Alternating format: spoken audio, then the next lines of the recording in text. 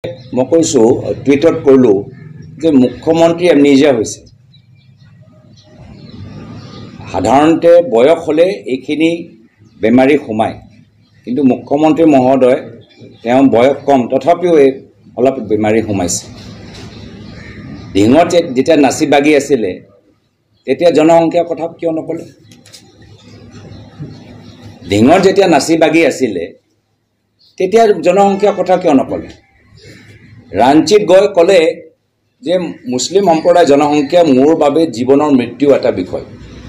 যেতিয়া ঢিঙত নাচি আছিলে নিজৰ জীৱন বচাবলৈ নাচি আছিলে নেকি? নিজকে সুৰক্ষিত কৰিবলৈ নাচি আছিলে নেকি? তো সেইকাৰণে ৰাজনীতি, এয়া হ'ল ৰাজনীতি। আৰু যেতিয়া মোদী ডাঙৰীয়া মংগলসূত্ৰ ফেইল হ'ল, এতিয়া মোদী ডাঙৰীয়া নিজে জনসংখ্যা লৈ ৰাজনীতি কৰিবলৈ বিচাৰিছিলে, কিন্তু তেওঁ ফেইল হ'ল, অযোধ্যা হাৰিলে। বাৰাণসীত মোদী ডাঙৰীয়া ট্ৰেইলিঙত চলি আছে।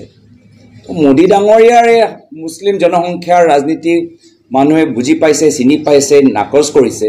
তো অসমত একে কথা হ'বলৈ গৈ আছে। অসমতে অসমৰ ৰাইজে নাকচ কৰিব।